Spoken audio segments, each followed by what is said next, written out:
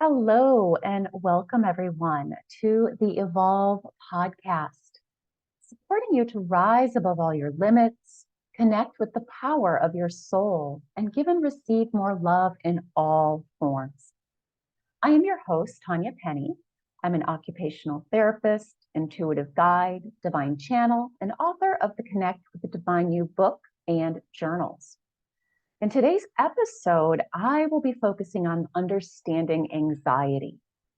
And when I say anxiety, this emotion, I look at it as being on a spectrum. So anywhere from, let's say, mild worry or just worrying about something, all the way to the extreme end, which is panic and the emotion of terror. And anxiety, people can rate that on different levels as well, just anxiety in general. But I see it being on a spectrum from worry all the way to the extreme, right? The PTSD, panic and terror. So I want to talk about what is at the root. And I feel like it's really important that we do that so that we then know how to support this part of us that is having this emotion. Again, whether it's worry or whether it's the PTSD terror that's being triggered. And I just want to share that, I didn't realize how bad my anxiety was, or that it was constantly running, because it was my baseline from a very young age, given given the experiences that my soul chose in this lifetime. I've had a ton of negative, quote unquote, negative experiences that have caused me to have this anxiety running constantly in the background. And, it's still there. Is it as bad as it used to be? Sometimes. I'll talk a little bit more about that in a while. I'm at the point right now where I don't, why am I sharing about this? Because I intimately know anxiety. I'm at the point right now where I don't take any Western medications for it. And yet, I really am using a lot of the tools, mostly the tools that I have created in order to heal all of my stuff. And those are what I use on a daily basis. So I'm going to be sharing, again, what is at the root and then how you can go deeper into healing it. Okay. So yes, what is at the root? So I think there are two main root causes of anxiety, or whatever emotion you want to label it. Worry, again, the spectrum. So the first one is fear of past negative, traumatic things, you might call them traumatic things, happening again.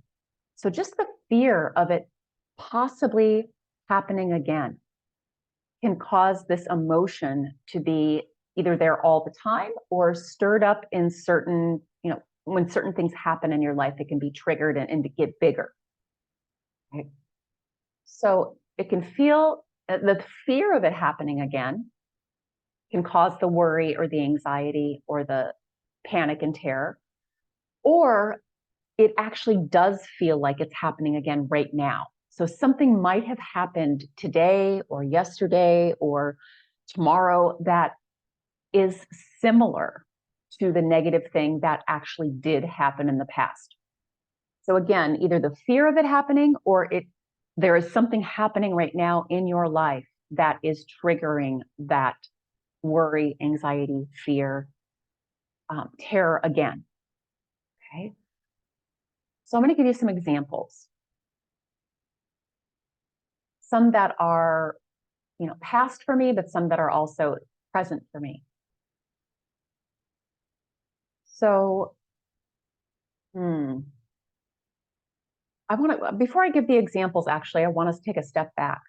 So again, we don't feel safe. I just want to make sure to say that. There's a part of us that doesn't feel he or she is safe. right? You're either waiting for the shoe to drop, or you have perceptively, it has dropped again, something negative, and whatever's happening in your life right now, you don't feel safe.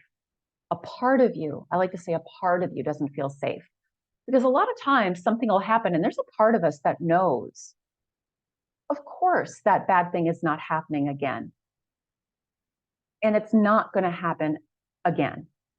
Yet there's a part of you, that wounded part of you, might be your 6-year-old, your 4-year-old, your 10-year-old, your 12-year-old, that either is afraid it's going to happen again or thinks it is happening again right now. And so it doesn't feel safe.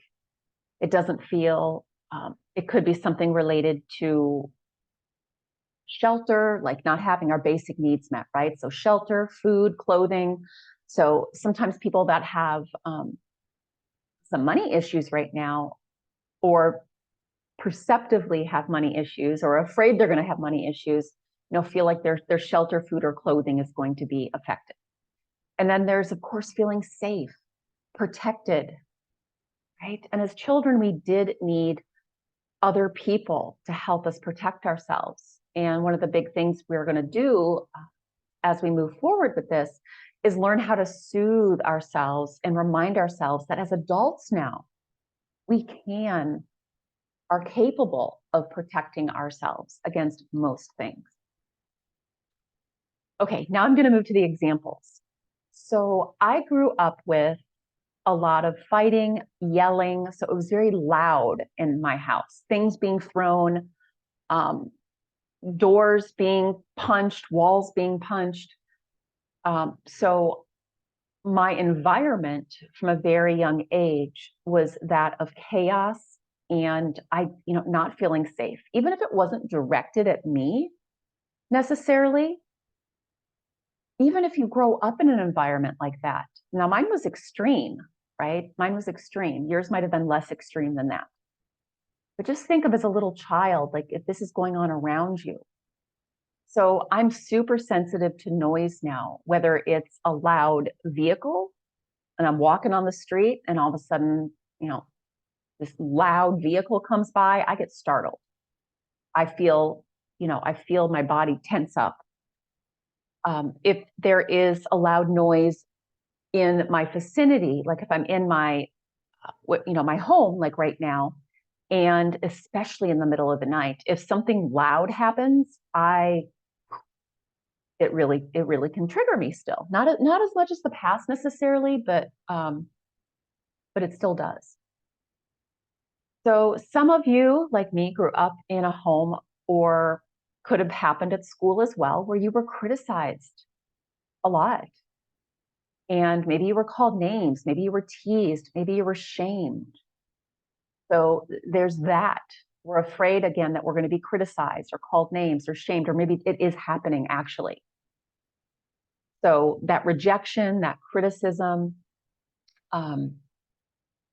anytime I'm going to record something like this, even, there is a part of me that is very afraid that I'm going to do this, I'm going to put it out there, and I'm going to be rejected. I'm going to be criticized publicly, right? Publicly. So it didn't just happen to me in my home, it happened to me publicly, not just by my parents, but in school. I was teased. So, and criticized and called names.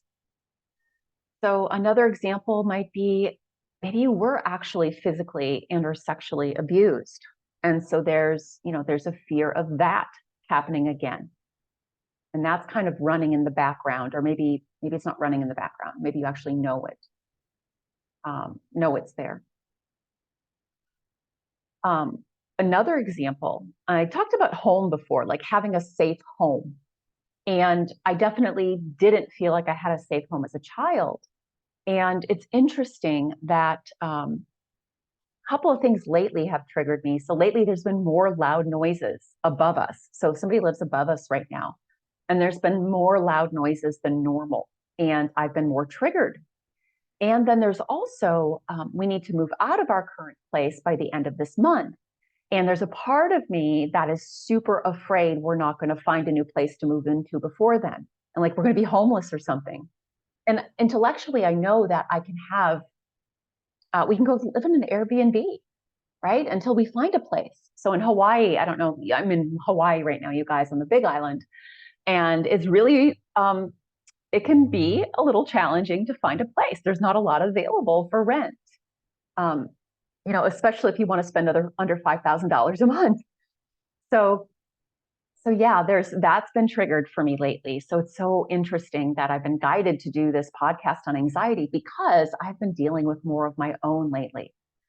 And so this homeless fear, and where does it come from? Now, I forgot because I had repressed the memories. I did feel homeless several times as a child. My parents would split up and me and my mom would go live at my grandma's, and I wouldn't have my own room and my own bed and be living, sleeping on a mattress in the living room. So even though we had a place to stay, it wasn't like a home that I felt safe in, my home. And then I also didn't feel safe in my actual home when I was there. So I have kind of a double whammy with that I'm healing these deeper wounds right now, which is why I'm doing this podcast. So another one for myself and maybe some of you is we either felt abandoned and or not protected as a child. And now there might be something happening now that's triggering that. So one of those things for me, there's actually two pieces, right? I did feel abandoned and not protected by my mother growing up when, the abuse with my dad was going on, and she knew about it and didn't stop it, right? Ignored it. So I felt abandoned and not protected. And so now I'm super, let's say, sensitive in my female friendship, right? When things happen that are, or afraid those are going to happen. They haven't happened, but there's that fear that that's going to happen. So not trusting, right? And then with men, I have I'm going to say I have a pretty strong fear of losing my partner, especially the closer I get with them. And that is because I also felt, abandoned and betrayed by my father several times growing up. So, and right now that's being triggered because my sweetie is having a medical issue, and there's a part of me that's super afraid he's going to die. Now, in reality, is he going to die from this medical issue? Really unlikely, but that is still there. Okay. So again, I'm giving you guys these examples because it might be something that is actually happening for you that's triggering it, or it could just be the fear of it happening, right? And so just take note. We want to, anytime we have this emotion and it gets amplified, we want to ask ourselves, right? What is this part of me afraid is going to happen? And it's always connected to something that happened in the past, and you may remember it and you may not. But really looking at what's happening now that's triggering the emotion, not stuffing it, not avoiding it like we were taught to do, because we couldn't actually do anything about it back then. Right? A lot of us actually left our body disassociated. So that can still happen for me sometimes too.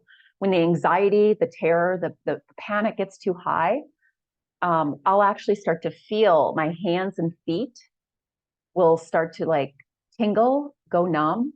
My lips, that'll happen as well. And I know that that's a sign that it's hit this huge limit, and I'm disassociating. I'm trying to leave my body because I'm so afraid. Because as children, a lot of times we couldn't change the situation, and the emotion was just too intense. So there's a lot of us who've had, whether you've been diagnosed with anxiety disorder like I have or not, diagnosed with PTSD or the new chronic PTSD, CPTSD or not, this association might be something that is something you want to work with and that's happening for you. Just being aware of that. All right, so just acknowledging what is at the root when you are feeling this emotion. That is step one. And then what is that fear, right? What is that thing that you're so afraid it's happening or that it's going to happen? because we need to know that in order to then move into what I call soothing, right? Supporting and soothing that part of you, which is what we really want to learn to do in order to help that part of us bring down the worry, the anxiety, the panic, the terror, okay, the fear, the extreme fear. So another piece, so that's I would say part one of what's at the root of anxiety for many of us. And then there's another piece, I'm going to call it part two. So when these things happened to us in the past, these negative or traumatic, scary things happened to us in the past, what we did, not consciously, most of us, this was not conscious, we adopted or took on a coping mechanism that we thought would help us to avoid it in the future. Okay, to avoid it from either stop it or to avoid it from happening again. And I call these things the 3 Ps. They are patterns that are pretty much everyone on the planet has taken them on to some degree. Some of us really extreme, depending on our past experiences, how intense and extreme they were, how negative, how traumatic they were. But pretty much everyone on the planet has taken on these. So for those of you that are new, I'm going to just briefly go through them. Okay. So there's the perfectionist, the part of you that thinks there's a right or wrong way to do something and is really afraid of making a mistake and failing. That's the perfectionist. There's the people pleaser. So we think we need to make this person or everyone happy. We need to do whatever it takes, walk on eggshells, don't do, whatever we think is going to make that person happy. And again, usually it started with our parents. It might have been siblings, other primary adults, a teacher, another caregiver, like a babysitter growing up. And that we have to please this person so we're not punished. Okay, so something bad doesn't happen. Again, all these 3 patterns are driven by that fear. Then we have the what I call the pretending to be superhuman. We have to do certain things. We have to achieve certain things. We have to save or fix someone in order to, again, stay safe. All of these patterns we took on, some of them stronger than others, in order to keep us safe. Now, here's the deal. They might have actually kept you safe, but for many of us, they really didn't work. But we did them anyways, hoping they would keep us safe. Right? So I would really try to be perfect. I would try to achieve. I would try to please my mom or my dad so that World War III didn't, happen at the house and wasn't directed towards me. Right? So again, it's so interesting because we originally took on these patterns to avoid the negative or bad thing from happening. As adults, they are actually also at the root of our worry, anxiety, fear, panic, terror. So again, I'm gonna give you an example, right? I was criticized a lot growing up. So anytime I do something like this video, right, this podcast, especially if I do something new, I have this fear come up in me again that I'm gonna do something and someone's going to criticize me or someone's going to embarrass me or worse, right? So it's crazy, right? That we take on these patterns to avoid it, but now they're actually causing our anxiety and our worry and our fear. Because here's the deal. We know on some level there is no such thing as perfect. Everyone has a different idea of perfection. Every person on the planet, if you ask, has a different idea. So it's impossible to be perfect. It's impossible to not, quote unquote, make a mistake or do something wrong. We're human. Right? And I also don't believe there's mistakes. It's impossible to please every single person in your life and also please yourself. Impossible. And that pretending to be superhuman, you're not. I'm not Superwoman. You're not Superman. And what happens when we push ourselves too hard is we burn out, right? And all these patterns just cause an extreme amount of pressure on ourselves. And they're not even usually working. They're not attainable and they're not working. So this is what is at the root of anxiety and whatever word you want to call it, worry, fear, PTSD, wherever you are on the spectrum. And some days it might be, for me, some days it's a mild worry, and some days it's a medium anxiety, and then some days, like last week, it was like PTSD, shaking, heart racing. It got really bad.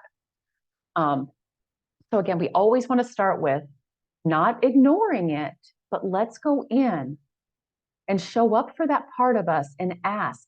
So just when this happens, just closing your eyes, putting your hands on your heart or wherever you might feel that quote unquote negative symptom in the body that's letting you know that you're anxious. You're on the spectrum of anxiety. Putting one hand on the heart and another area, I would say for me, like I said, I was having that numbness and tingling. So you can either put a hand on that area or just bring your attention to that area. So just giving that part of you, just say, I hear you, I see you, I feel you. This part of me that is feeling anxious or worried or afraid and not safe. I'm here for you. I hear you, I feel you. And breathe and just let this part of you know that you're here for him or her. It might also be helpful for you to ask, how old is this part of me that is having this emotion of anxiety on this, whatever worry, anxiety, fear right now? How old is this part of me? If you get a number, great. If not, that's okay. There's no right or wrong. You just continue to breathe and be with this part of you. Placing a hand on the body where you feel the sensation, the feeling in the body that's connected to this emotion is showing this part of you that you are physically showing up for it. You might do that for a few moments. Again, there's no right or wrong. And then you want to ask this part of you, what are you afraid of? What do you think is happening? What are you afraid is going to happen?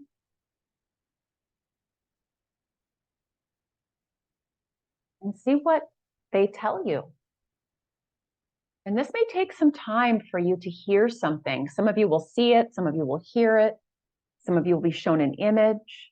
We all get our guidance in different ways, and it can take practice because we've been avoiding doing this for so long. We didn't know how, right? So we stuffed it. We tried to, lots of us use lots of different stuffing mechanisms to stuff our anxiety, whether it's food or alcohol or shopping or staying busy, focusing on other people's problems, trying to control other people. So this is a new way that we're learning. So it's going to take practice and patience, right? So again, asking this part of you, what is he or she afraid of that is happening or is going to happen potentially? Another question might be, what 3P pattern is really activated right now? Is it your perfectionist? Is it your people pleaser? Is it the superhuman that says, you've got to do these things or else something bad's going to happen? And then once you know what that part of you is afraid of, then we can go into soothing that part of you, right? Soothing that part of you with what is true now. It might be, you know what? We're not going to be homeless. I know you might have been homeless. So I'm just sharing what I've been using. I know that we felt homeless in the past. I know we didn't have a safe home in the past. But we do have a safe home right now. Even if there's some noises, our home is safe. And yes, we need to move out by April 30th. And even if we don't have a new place, we can live in an Airbnb for a short period of time. And we know that eventually our higher levels are going to bring some divine new home to us. Of course they are, right? We're not stuck in that chaotic, that childhood that we were, that's not what's happening right now. I promise you it's not. So being able to soothe that 6-year-old or that 10-year-old, 12-year-old, 18-year-old part of you, right? And having to soothe, right? Our sweetie is not going to die from this medical. It's so unlikely. It's so unlikely that he's going to die from this, right? So again, first we let that part of us know that we hear it, we're here for it, we feel it. We listen, we ask, what is it afraid of? And then we begin to soothe it. And so for those of you who would like to learn that soothing technique and go deeper into this, I would love to have you join me for the workshop, the Healing Anxiety and Depression workshop. We're going to be going deeper into how to soothe these parts of us. It is, I believe, essential. I wish they taught this in school, right? Maybe someday they will, but it's essential that we learn this now for ourselves so we can be that divine parent to ourselves. And then also be able to teach, if you're a parent, be able to teach others this important skill of supporting and soothing, right? It's essentially what helps us to heal these wounds. So I want to thank you guys for listening to this, for watching this. Feel free to share it in whatever way you would like to with anyone else you feel that could benefit from this information.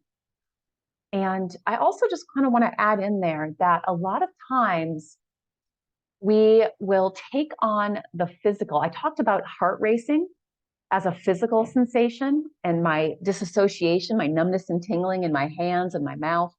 Another really common symptom, physical symptom of anxiety and terror and fear and worry is we will either gain weight or lose weight. So that's one that I've also had to really, that I've struggled with on and off throughout my lifetime. And, even now as I'm going through these deeper layers of healing this part of me that's afraid of being homeless and this part of me that's afraid of losing my sweetie, I've actually put on some pounds just in the past couple of weeks, and nothing else has changed except my anxiety has gone up again, right? So I just felt like that was important to put that in there as well, okay? All right, you guys, thank you again for being here. Feel free to share this in whatever way you choose. And I also just want to add in, because I think it's important, right? We're here to help these wounded parts of us to heal. And then also, we don't want to spiritually bypass, but we want to acknowledge that on a spiritual level, we have asked for all these experiences, even the really terrible ones, so that we can overcome them, so we can prove to ourselves how strong and powerful we are as souls. And once we move through this, so many of us listening and watching this are what we call the wounded healers, right? And we're meant to do this healing for ourselves and then support and teach other people how to do it as well, empower ourselves and then empower others to do it as well. That's why we've chosen these crazy, many of us, these crazy, really intense past experiences and traumas and wounds. All right. Love you guys. Look forward to seeing you and supporting you soon. You can find all the ways below this video or this recording. Mwah. Bye.